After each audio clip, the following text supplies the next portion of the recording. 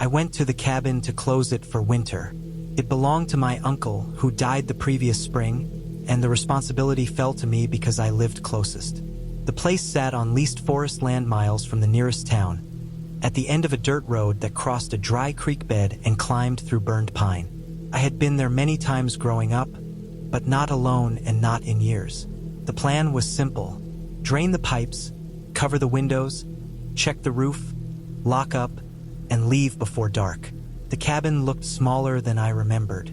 The logs were darker, soaked with years of weather. The porch leaned slightly downhill. The padlock was gone, replaced by a cheap brass one I did not recognize. I stood there longer than I needed to, listening to the wind slide through the trees and the faint creak of the roof. I told myself my uncle must have changed the lock before he got sick. I cut it with bolt cutters I kept in the truck. Inside, the air felt stale and cold. The smell was not rot or animals. It was human. Old sweat, damp clothes, smoke that was not wood. Dust coated everything except the table and the counter, which were wiped clean in wide, uneven arcs. The chairs were not where they used to be. One stood close to the window, angled toward the clearing. I set my pack down and walked through each room. The beds were stripped. The closet door hung open. On the floor, a pair of socks lay bald and gray. They were not mine. I should have left then. Instead, I opened windows and worked. I drained the sink and the toilet. I checked for leaks. I swept the floor and found crumbs under the table, crushed and old. In the corner near the stove, the ash bucket was full, not with fine ash but with half-burned trash. Plastic curled and blackened. A battery blister pack sat on top, melted into the shape of the bucket. I carried it outside and dumped it downwind. The afternoon light thinned early. Clouds stacked over the ridge. I decided to stay one night to finish in the morning. I made a small fire, careful with the damper. The stove drew well. The heat eased the stiffness from the drive. I cooked from what I brought and ate standing, looking out the window.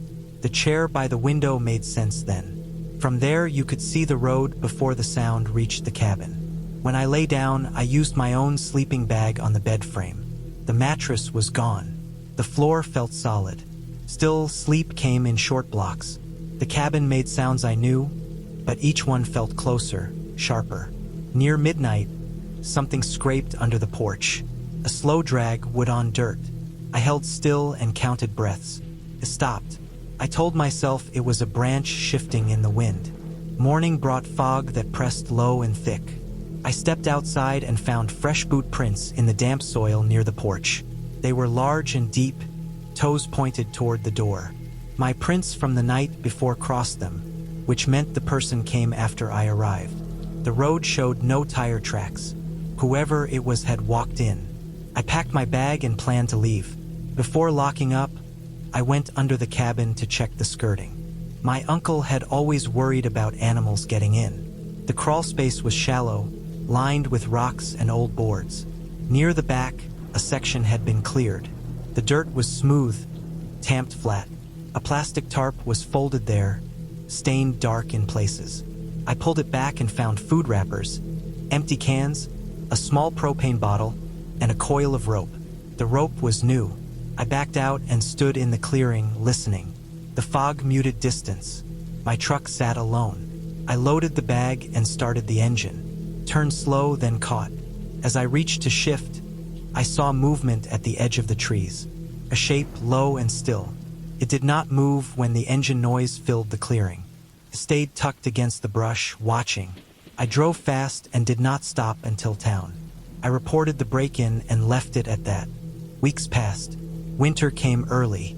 The owner of the land found someone under the cabin during a routine check. He had been living there for months, slipping inside when no one was around, watching the road from the window chair. The rope was for dragging supplies from the road without leaving tracks. The tarp was for sleeping dry. The smell, the trash, the lock, all of it fit. They told me the man ran when discovered, leaving everything behind. He was caught later breaking into another place down the valley. When I think of the cabin now, I remember the quiet weight of being watched without knowing it, the ordinary risk of shared shelter in an empty place, and how close I came to spending a night with someone beneath the floor, waiting for sleep. I rented the cabin to finish a mapping project that needed quiet and long days. The place sat in a fold of spruce and alder near a creek that cut through shale. The access road was a narrow ribbon of gravel with washboard ridges that shook my teeth. No neighbors close enough to see lights at night. That isolation felt like a tool, something I could use to work without distraction. The cabin was older than it looked, built from squared logs that had been rechinked in uneven bands. The roof sagged a little in the middle. A woodpile leaned against the north wall, half-rotted at the bottom. Inside, the smell was old pine, mouse droppings, and damp cloth. I cleaned the counter, wiped the table, swept the floor, and set my gear along the wall. The stove took effort to light. The chimney drew poorly, and smoke pushed back until the fire found its balance. The first night passed with the normal noises of a place that settles when heat changes. Logs popped. Wind ran its fingers along the eaves. Something moved under the floor, light and quick. I assumed rodents. I slept in a sleeping bag on a narrow cot and woke before dawn with a headache that felt like a tight band behind my eyes. I blamed dehydration and the smoke from the stove. I opened the door to cold air and stood there until the ache eased. Over the next days, I worked long hours. The maps took shape. The quiet did what I wanted. Still, small things stood out. The woodpile shrank faster than my fires explained. Footprints appeared near the creek, heavy boot prints that overlapped my own but pointed in a different pattern, as if someone paced back and forth. I told myself they were old. The weather warmed in the afternoons, and thaw makes tracks lie to you. Inside, the smell shifted at times, sharp and stale, like wet clothes left too long. I aired the cabin and wiped down surfaces again. On the third night, I woke with that same headache, stronger, with a sick roll in my stomach. The stove was out. The cabin was cold. I opened the door and sat on the step until the nausea passed. The air inside felt wrong, thick. I checked the chimney with a flashlight and saw soot flaking down where the pipe met the ceiling. The seal looked cracked. Carbon monoxide crossed my mind. I made a note to fix it in the morning and left the door ajar as I slept. In daylight, I crawled around the cabin with a practical eye. The foundation was stone piers set on packed dirt. Under the south wall, the earth dipped into a shallow crawl space. The boards there were newer than the rest, rough cut and not weathered. I pressed on them and felt a hollow give. The nails were bright, not rusted. That bothered me. I pried one board loose and shined my light inside. The space went back farther than I expected, deep enough to hold a body flat. The dirt was tamped smooth. There were drag marks, faint but real. I replaced the board and told myself I would leave the cabin if anything else felt off. That afternoon, the creek rose with meltwater and made a steady roar that filled the valley. It hid smaller sounds. I worked until dusk and cooked a simple meal. When I lay down, the smell returned, stronger, mixed with something oily. My head hurt again. I opened the door and slept in my jacket. Sometime after midnight, the floor gave a soft thud under the cot, like a knee or shoulder pressing up from below. I froze and listened. The creek covered everything. I counted breaths and waited for the sound to repeat. It did, slow and deliberate, then stopped. At first light, I packed essentials. Before leaving, I wanted proof, something that explained the missing wood, the tracks, the air. I lifted the newer boards again and crawled into the space with a headlamp. The dirt was cold and compacted. Near the back, under the hearth, I found a vent pipe that had been shifted. Someone had stuffed rags around it, blocking flow. Soot smeared the stones. A plastic bottle lay crushed, used to hold water or something stronger. The smell came from a pile of clothes tucked into a niche between stones. They were heavy with moisture and grease. The crawl space led to a narrow trench that angled toward the creek. It ended under brush where daylight leaked through roots. I backed out and sat on the ground, steadying myself. The explanation settled in, ugly but plain. Someone had been using the cabin when it was empty, living under it, coming inside when I was out, blocking the vent to keep smoke low and heat trapped, not caring what that did to the air I breathed. The headaches made sense. The nausea made sense. The timing made sense. I left then, locked the door, and drove until the gravel turned to pavement. I reported what I found to the owner and to local authorities, giving details and locations without drama. A week later, I returned with them. The crawlspace was cleared. The vent was fixed. Tracks near the creek showed where the trench opened. No one was there. The danger had been ordinary and close, a matter of shared space and air, and it had almost been enough. I went camping in Shenandoah National Park in the summer of 2018 because I needed a weekend away from work. The office had become a constant hum of emails, calls, and deadlines, and the thought of stretching out in the woods alone, away from schedules, lights, and walls, felt necessary. I had spent weeks looking over old topographic maps and trail guides, trying to find a route that was lightly used, one that might feel private.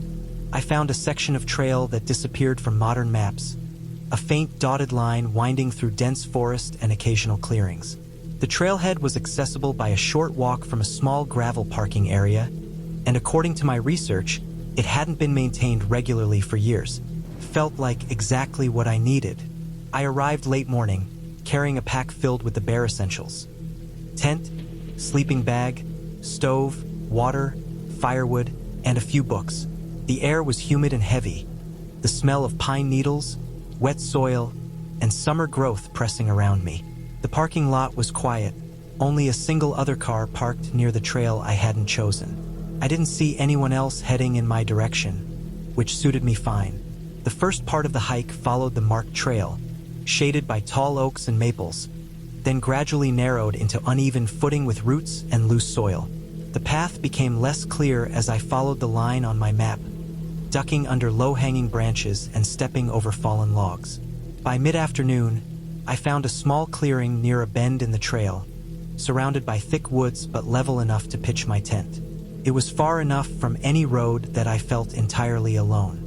I set up the tent and gathered dry wood from a nearby pile, careful to pick pieces that would burn steadily through the night. I arranged them in a neat stack and cleared a small area for the fire, the dirt soft but firm under my boots. Once the camp was ready, I started a small fire and sat back, letting the warmth touch my skin. The air held the constant chorus of summer insects, occasional bird calls, and the rustle of leaves in a gentle breeze. I pulled a book from my pack and settled in, reading until the light began to fade and the fire became the main source of illumination. Shadows from the trees shifted and stretched across the clearing, the tall trunks looking more massive as darkness fell. By around 10:30 p.m., I became aware of a subtle change in the soundscape. The insects continued, the night wind whispered through the leaves, but beneath it, I could hear something else, the faint, irregular crunch of footsteps on the trail. I froze and listened. At first, I thought another hiker might have chosen the same spot, though it was late enough that I doubted it. I didn't hear a voice, only the soft, uneven pressure of boots against dirt, twigs snapping underfoot. The trail itself was narrow, and the sound seemed distant but consistent, moving past the clearing rather than toward it. I called out, just a brief acknowledgement of presence, expecting someone to respond, but no one did. The sound continued, not stopping but circling around the clearing. I stood slowly, flashlight in hand, and swept the beam along the trail and into the surrounding trees. Shadows twisted and shifted, leaves glimmering in the light, but there was no figure, no one moving visibly. The steps pressed on, circling the camp with quiet persistence. I crouched low, shining the light toward the faint impressions left in the dirt.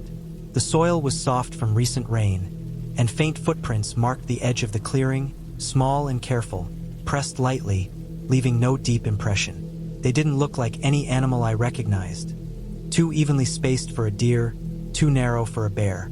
The air smelled the same as before, damp dirt and pine, with no hint of smoke or food that might attract a stranger. I stayed by the fire for hours, adding logs in careful rotations to maintain a line of light and heat, listening to the footsteps continue, never approaching the tent but never leaving either. Each time I looked toward the trail, the forest seemed empty, though the impressions in the dirt indicated movement. My heart rate stayed elevated, a constant thrum, my mind turning over every explanation. A nocturnal hiker? a lost jogger, someone passing through. Nothing felt certain. I did not attempt to follow the trail. The idea of leaving the light and camp unattended felt foolish. At some point, fatigue overpowered the tension. I laid in the tent, unzipped just enough to hear, keeping the flashlight close. By 2 a.m., the trail went silent. The crunching stopped completely. The woods returned to their normal nocturnal hum. I did not sleep easily. Every shift in the leaves, every distant snap, made me tense. Morning arrived with a pale sun filtering through the trees, mist hovering over the ground in thin sheets. I unzipped the tent and stepped out. The fire had burned low, leaving embers smoldering in a neat circle. When I looked around, the stack of firewood I had arranged the night before was scattered. Not randomly, but in small clusters and lines that didn't make sense. Pieces were set near the edges of the clearing, others closer to the trees, almost like markers. I studied them for patterns, but nothing formed clearly. I packed quickly, unease pressing on me, and hiked back to the parking area. The car sat exactly where I left it. No other footprints in the dirt beyond the faint ones I had noticed. No signs of recent traffic along the trail. The sun climbed higher, and the forest felt ordinary again, normal in the way it always did in daylight, masking every oddity from the night. I drove home slowly, thinking about the impressions and the firewood, how the movements had been deliberate yet left no trace beyond what the dirt would hold. There was no one else in the clearing, but someone or something had been present, careful enough not to be seen. It made sense only in the simplest terms. A person moving silently, skilled at leaving minimal impact, someone passing through the rarely used sections of the park. That explanation satisfied me enough to continue my life, though I have never returned to that trail. I tell myself it was nothing more than a transient hiker, perhaps someone surveying old routes, careful, quiet, patient. The memory of circling steps, the subtle shift of firewood, and the hollow quiet of the night in the Shenandoah woods remains, sharp against the ordinary beauty of the park in daylight, a reminder that sometimes solitude carries its own uninvited company.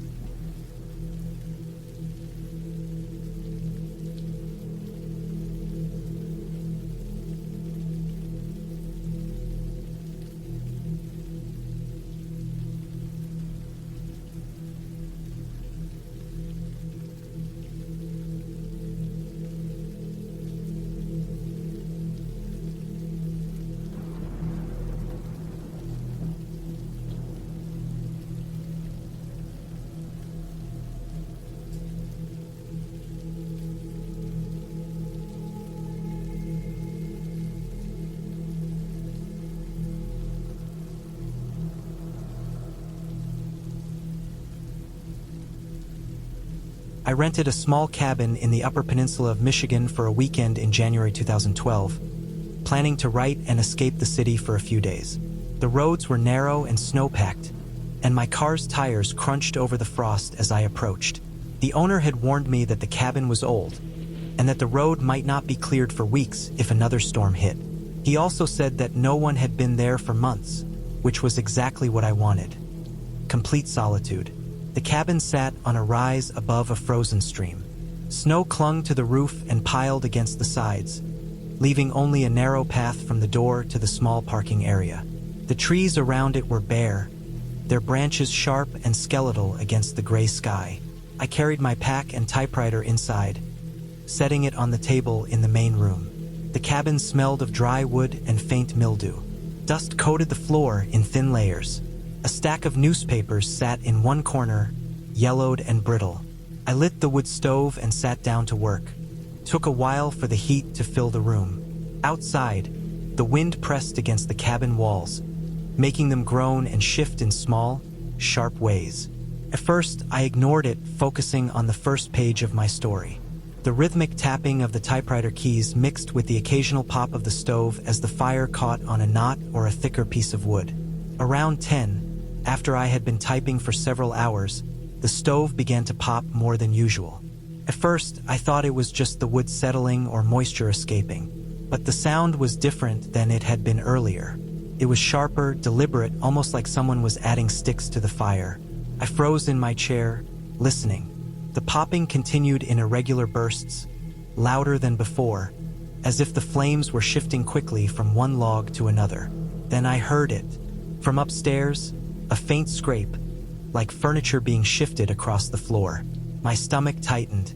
The cabin had only one small loft, accessible by a narrow ladder. Nothing I had brought upstairs could make that sound. I grabbed a flashlight and shone it across the room, then up the ladder.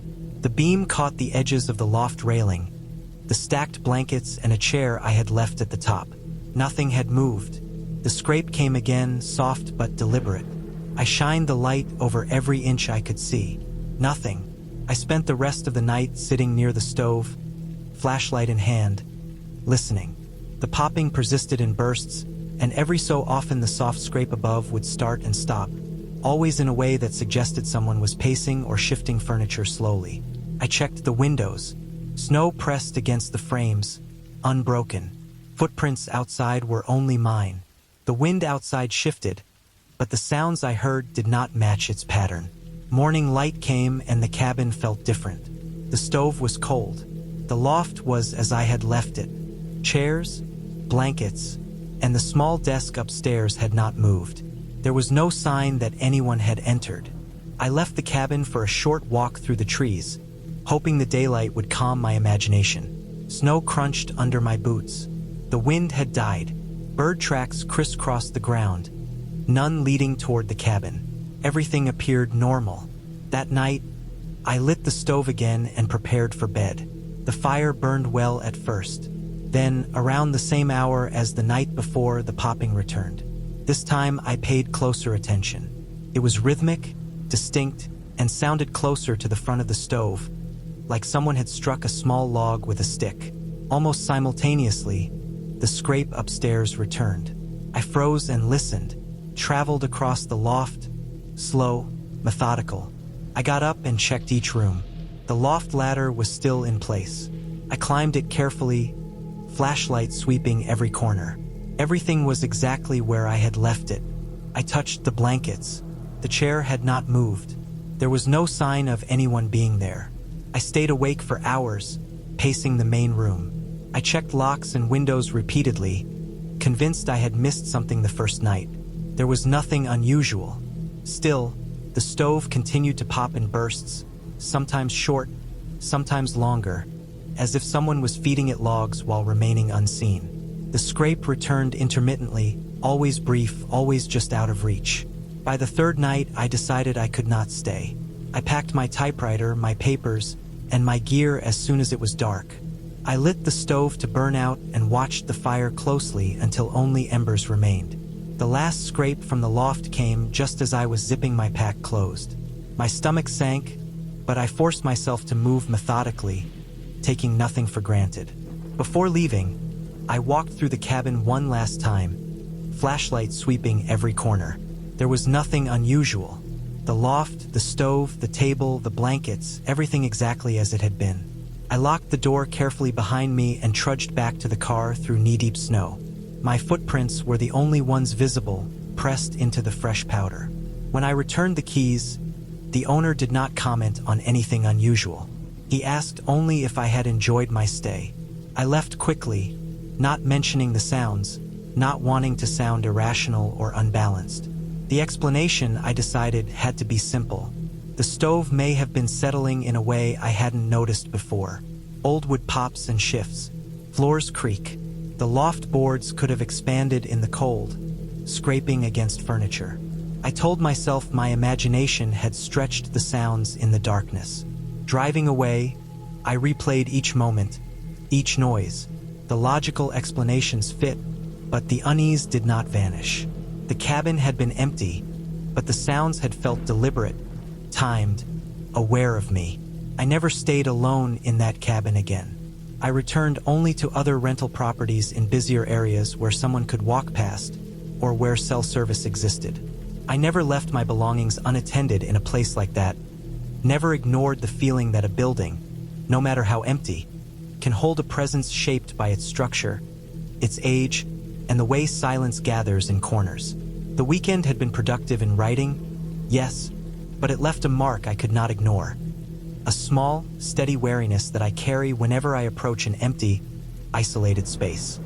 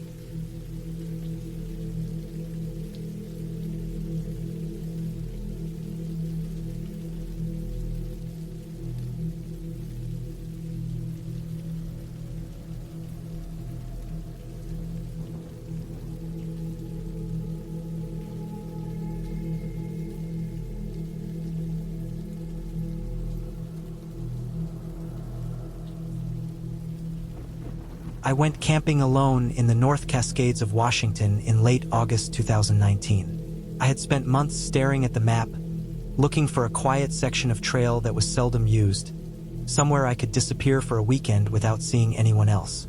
Work had been unrelenting that summer, and I needed the solitude more than anything else. The trailhead was a narrow dirt road that climbed steeply from the highway and ended at a small clearing. I arrived just before noon, carrying my pack filled with the essentials: tent, sleeping bag, stove, water, and a stack of books I didn't expect to read all of. The parking area was empty except for one other car, and the driver had already left. The forest was silent except for the wind through the trees, the branches scraping against one another, and the occasional bird call.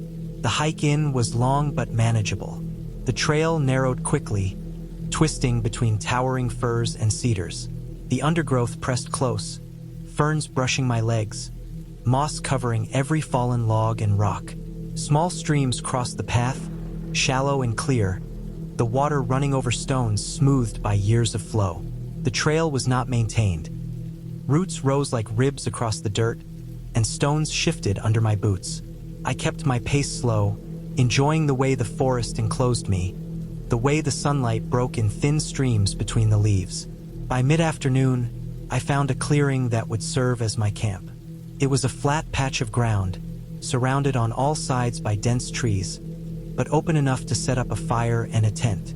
The ground was soft from recent rains, and the air smelled rich with pine and wet earth. I set up the tent first, taking care to secure it firmly. I gathered dry wood from a pile nearby, testing each piece for weight and dryness. The fire pit was small but adequate, and I arranged the wood in a tidy stack. I built a small fire just as the light began to fade. The flames reflected off the trunks around the clearing, casting long shadows that shifted with every crackle of the fire. I sat on a flat rock nearby, reading for a few hours, watching the flames consume the wood in steady rhythm. The forest grew darker as night fell, and the sounds of the daytime animals faded into a deep, continuous chorus of crickets and frogs. Around 10:30 p.m., I became aware of a faint sound, almost beneath the chorus of insects. It was a soft crunching, coming from the trail that led into my clearing. At first, I assumed it was another hiker, perhaps a late arrival. I stood, letting my eyes adjust to the dark, shining my headlamp toward the trees.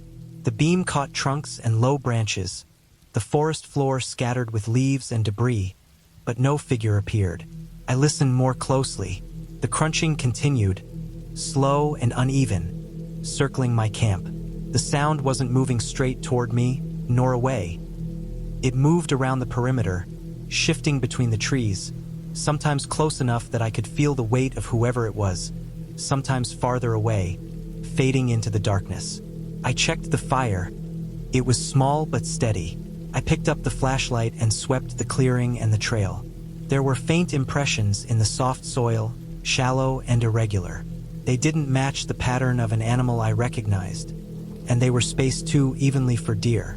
They didn't appear to belong to a bear or any other large forest creature. My mind turned over possibilities. A hiker, someone walking quietly, maybe a ranger checking the back trails, though it seemed unlikely at that hour. I stayed close to the fire, keeping it alive, adding small pieces of wood and keeping the beam trained on the path.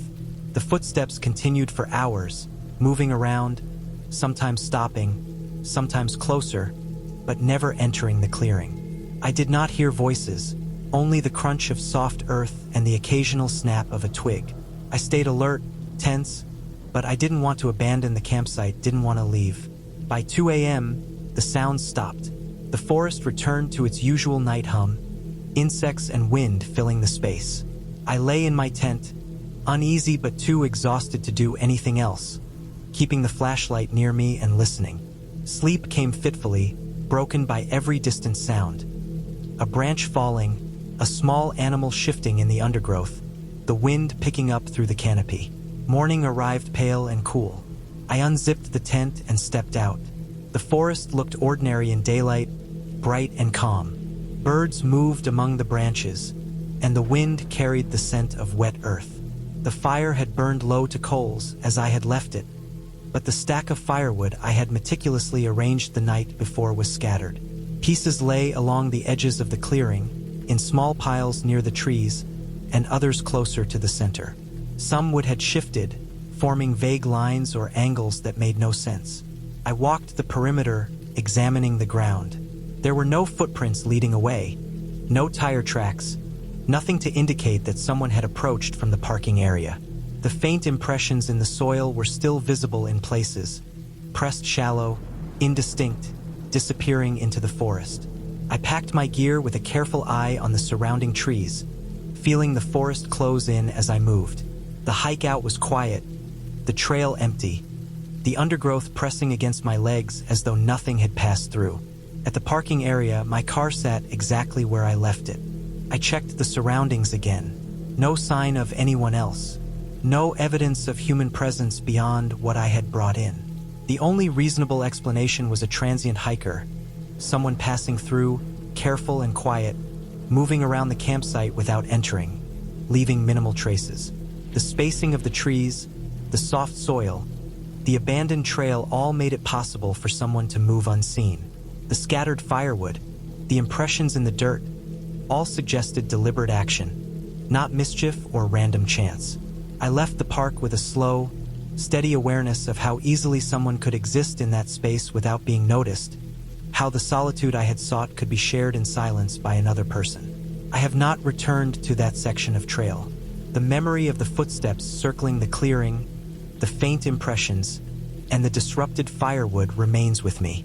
It is a reminder that even in the quietest, most isolated wilderness, there is always the possibility of another presence, careful and unseen, and that solitude in the backcountry carries its own uncertainties.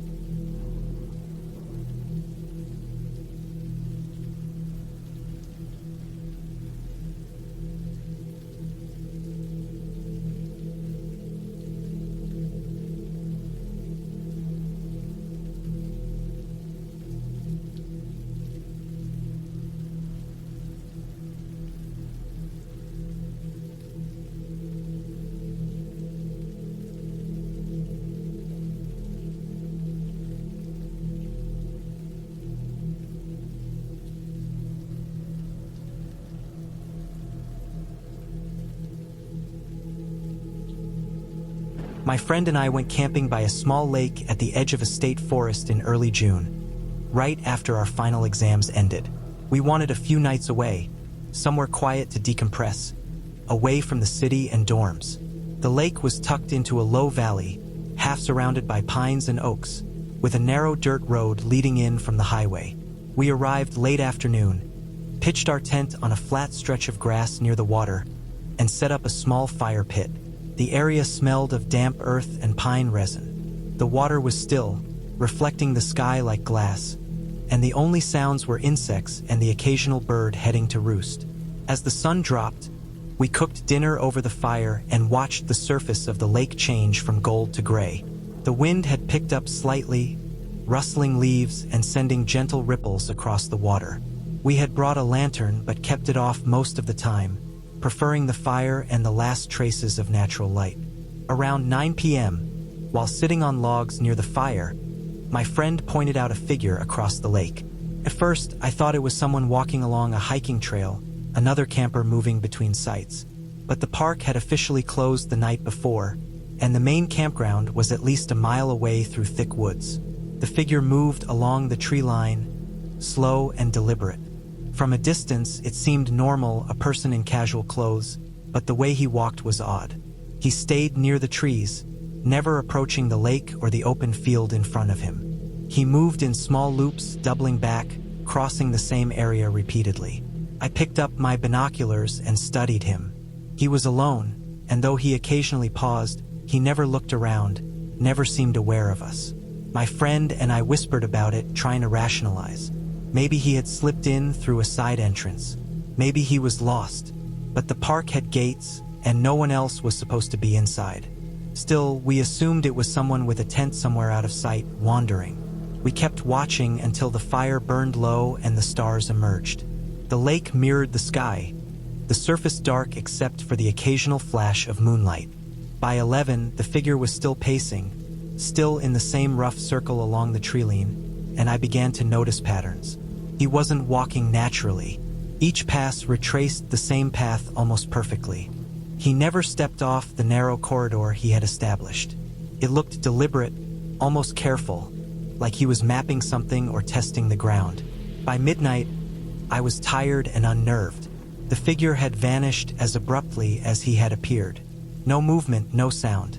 My friend and I stayed awake in shifts, listening to the usual nighttime noises. Crickets, frogs, the lapping of water against the bank. Nothing else happened. We never saw the figure again, and in the morning, the light revealed the lake calm and empty, trees shadowed in early sun. When we stepped out of the tent, the first thing I noticed was the ground. Near the edge of the tree line across the lake, we saw long drag marks through the underbrush. They were deep enough to suggest a body or something heavy had been pulled along. The marks led in our direction, slanted toward the lake's shore, stopping just short of the water. There were no footprints, no impressions from shoes or boots. Nothing suggested someone had set up camp there. The earth around the marks was undisturbed, aside from the narrow path they carved. Leaves were crushed flat, small branches bent and snapped at irregular intervals, but it looked purposeful, as if someone or something had taken care to stay low, to avoid leaving traces other than the dragging marks. We followed the marks cautiously, keeping distance. They ended a few dozen yards from our site, at the thick line of shrubs separating the clearing from the main woods. The soil was moist in places, dry in others, and the impression changed slightly with the terrain. It was heavier near roots, shallower where the ground was soft, but consistently narrow and linear. The marks never connected with any nearby trails. There was no sign of a campfire, no discarded clothing, nothing that suggested anyone had spent the night there. Just a path, dragged through the undergrowth, leading almost to our tent. My stomach twisted. The idea that someone had moved through that area without leaving evidence was unsettling. We checked our campsite thoroughly. No footprints around the tent, no signs of tampering with our fire pit, no marks in the grass beyond those from our own boots. The tent itself was zipped and intact, gear untouched. It was as if whoever or whatever had made the drag marks had done it carefully, deliberately, avoiding us entirely. My friend and I didn't speak much. There was nothing to say, just a slow, growing awareness that someone had been watching, had moved through the area, and left no usual signs of presence. The sun climbed higher, warming the clearing, but the feeling of exposure lingered. We packed our gear with deliberate speed, double-checking that nothing was left behind. The fire pit was extinguished completely. I looked across the lake one last time. The tree line appeared normal in the daylight, shadows sharp and ordinary, but I could not shake the sense that we had been observed from there, that the loops the figure walked had been purposeful, and that the drag marks were a final trace of something I did not want to imagine fully. On the drive back, we stayed on paved roads as long as possible, talking quietly about plausible explanations. A poacher, a camper taking shortcuts, someone lost and disoriented. None of them fit perfectly. The marks were too straight, too deliberate. No campsite evidence suggested they had stopped to rest. No prints suggested they had walked on their feet. And the absence of the figure entirely after midnight left a lingering sense of unease. We had camped alone, but not alone, and whoever or whatever had moved in our vicinity had done so without a single trace other than the marks in the underbrush. Weeks later, the memory was still vivid. We returned to other lakes and forests, but never that secluded spot. When we discussed it, the explanation we landed on was simple. Someone had been passing through deliberately, using the darkness and the tree cover to stay hidden, watching without intent to interact. They had left the drag marks either accidentally or as a way of moving equipment or supplies. Nothing supernatural, nothing unexplainable, but the human presence, precise and untraceable, was enough. It reminded me that isolation is fragile, that even in a quiet place where rules suggest we are alone, someone else can move through, unseen, and leave traces that linger far longer than the brief encounter.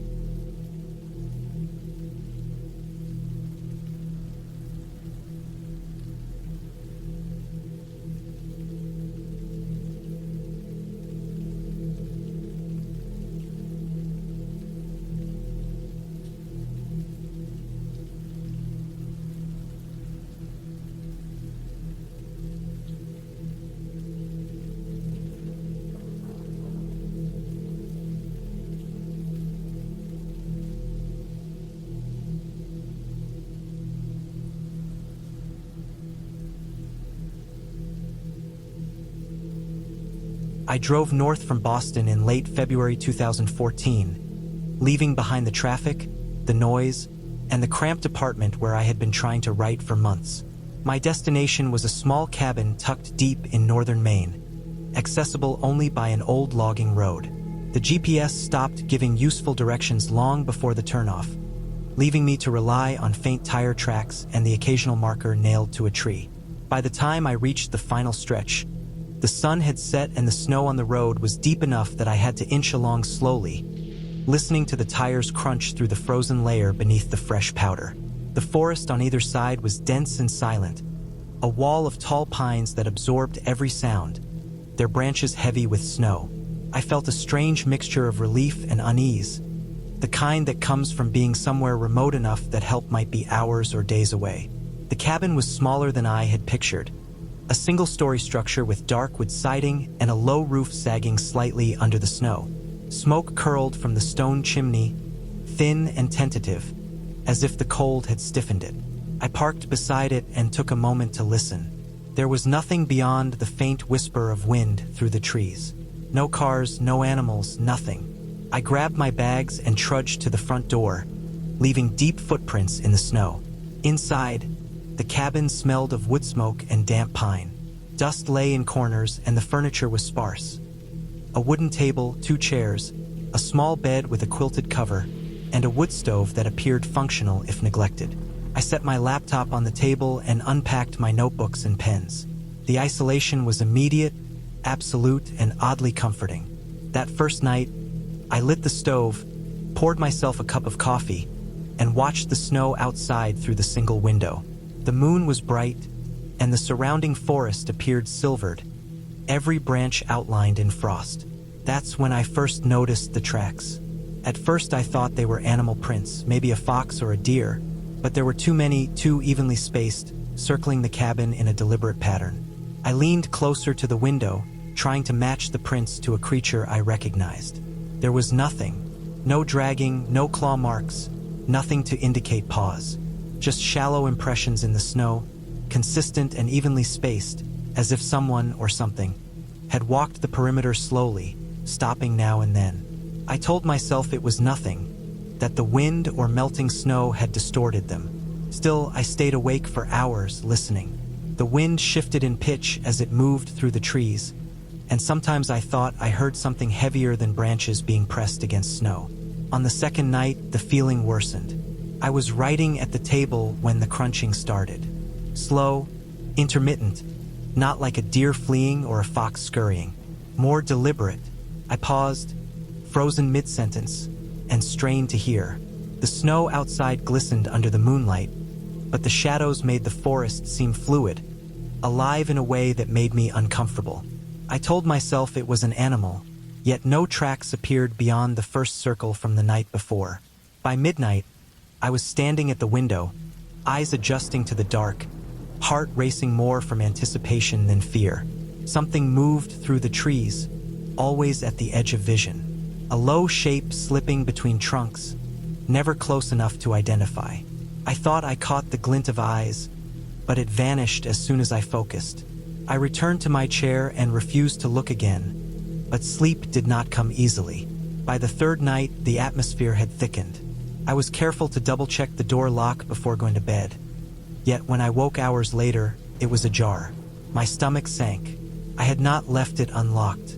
I pressed my hand against the cold handle, listening, hearing only the wind and the soft crackle from the stove that I had left burning low. I went outside to inspect.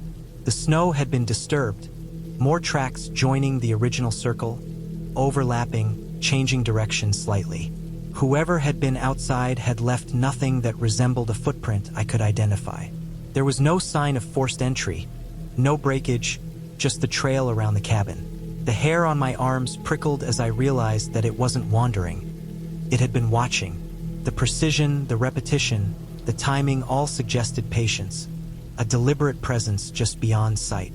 I walked the perimeter slowly, boots crunching through the snow, but I found nothing. No footprints leading away, no drag marks, no smell. Just snow. I began noticing other things, objects slightly out of place. A chair pulled a few inches closer to the table than I remembered. My notebook stacked at odd angles. At first I blamed sleep deprivation and my own clumsiness, but the pattern was consistent. Subtle enough to make me doubt myself, persistent enough to prevent me from ignoring it. The forest beyond the cabin seemed to lean in closer at night. Shadows stretched unnaturally along the tree trunks, and the wind occasionally mimicked the rhythm of a step, slow, measured, deliberate. It was exhausting to be alert constantly, yet I couldn't stop. By the fourth day, I had decided I needed to leave, but the snow on the logging road had thickened. I packed quickly, boots crunching in a rhythm I tried to ignore. As I stepped outside for the final time, I noticed the tracks again. They had multiplied overnight, overlapping, forming concentric rings around the cabin. I traced them with my eyes. There was no sign of anyone actually present, yet the implication was clear. Someone had been here, moving in and out without leaving conventional evidence. I started the truck, the engine growling against the heavy silence. As I drove away, I looked back through the rearview mirror. The cabin sat in the moonlight, small, dark, and silent. I could no longer tell if the tracks were animal, human, or something in between. I didn't stop to consider it. Back in Boston, the manuscript I had come to finish remained untouched. I couldn't concentrate. Every time I closed my eyes, I saw the shadows circling, the low, deliberate steps, the silent pacing in snow. I tried to rationalize it. Perhaps a hermit, someone who had been living in the forest, curious about a new presence. perhaps an unusually large animal, though nothing I knew moved with such precision or persistence. I even considered hallucination a product of isolation, fatigue, and the stark cold.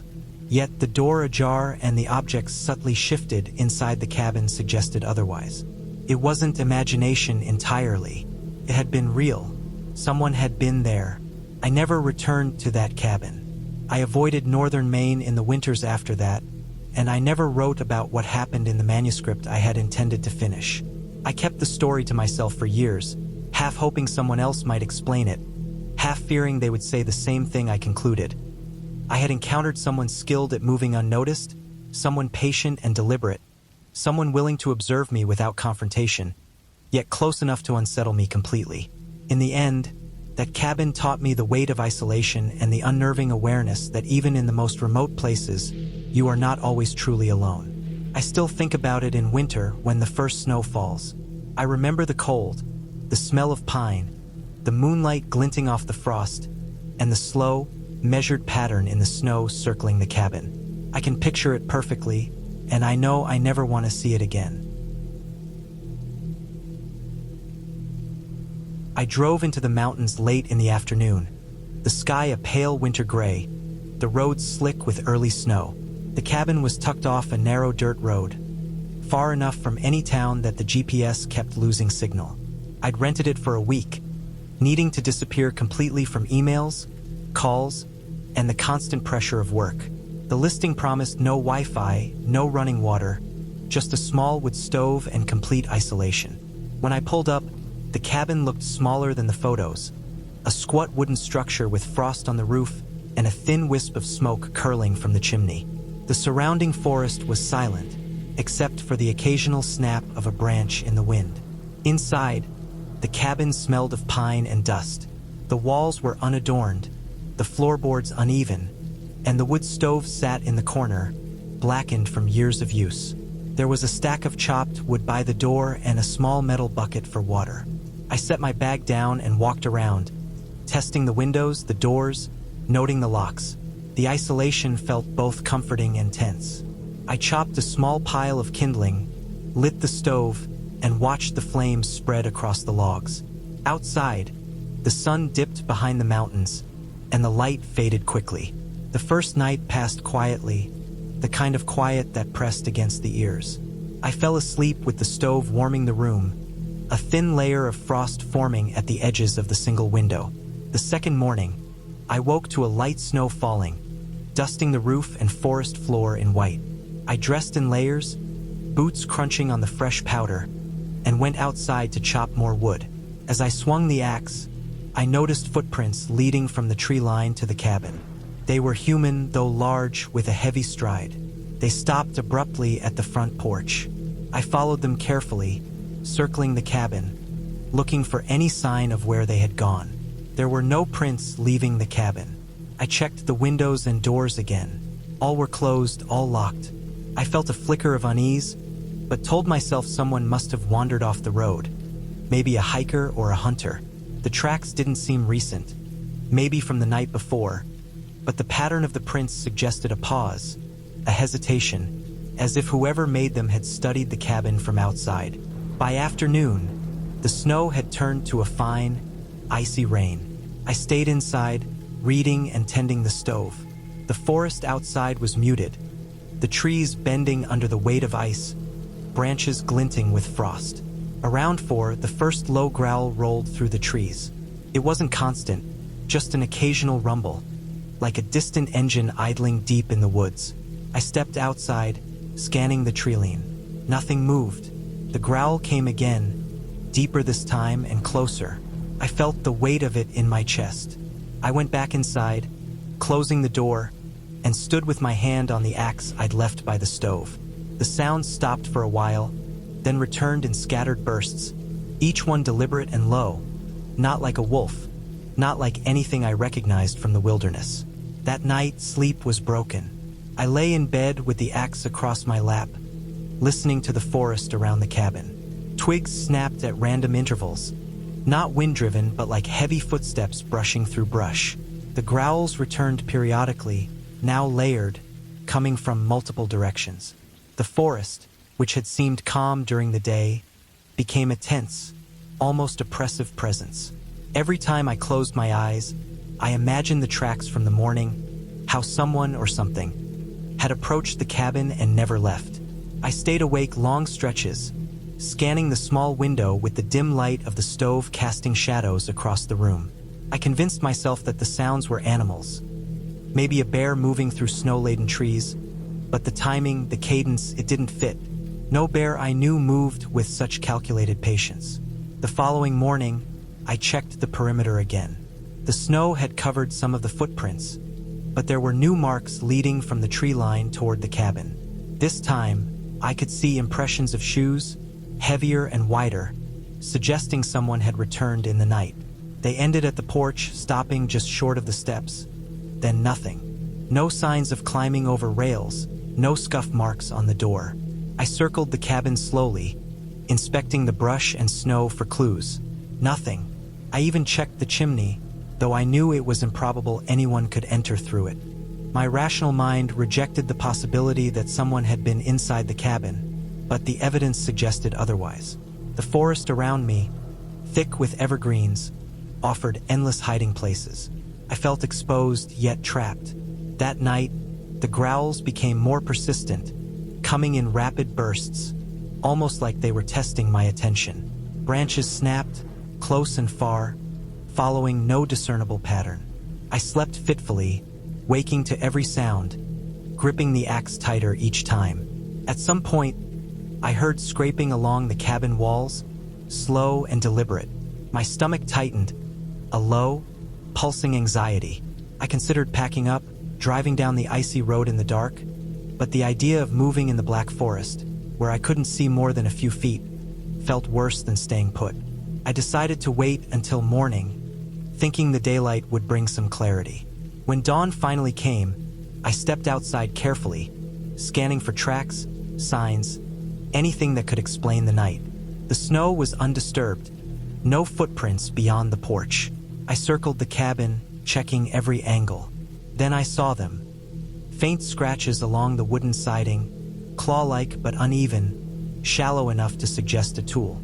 Not animal, not natural, not deep enough for a bear or large predator, but deliberate, measured. I ran my hand over them, feeling splinters in my fingers. Someone had been outside, close enough to reach the walls, inspecting or testing, but never entering. The realization hit slowly, a sinking dread that someone had been observing me, learning my habits. I spent the day inside, pacing, chopping wood cautiously, keeping the axe nearby at all times. The growls returned sporadically in the afternoon, always coming from different directions. I kept a constant watch on the tree line, noticing subtle changes, the bend of a branch, the shift of a shadow that suggested more than just wind. By evening, I decided to leave. I packed quickly, keeping the axe close, and started the drive down the snow-slick road before dark. The forest seemed to hold its breath as I left, the trees rigid and still, no growls, no snapping twigs. Back in town, I reported the incident to local authorities, but they dismissed it as wildlife behavior. There was no evidence of trespassing beyond the subtle scratches and tracks that had now melted away. I never returned to that cabin, and I made a habit of checking doors and windows obsessively, even at home. Months later, I realized what had frightened me most wasn't just the presence outside, but the precision, the patience, the almost human deliberation of it. Something had been studying me, testing boundaries, and leaving no trace. The idea that someone or something had been outside my cabin, close enough to touch the walls, without ever revealing themselves, stayed with me far longer than the cold, the snow, or the isolation ever could. It had been entirely real, entirely human, entirely unsettling, and completely unforgettable.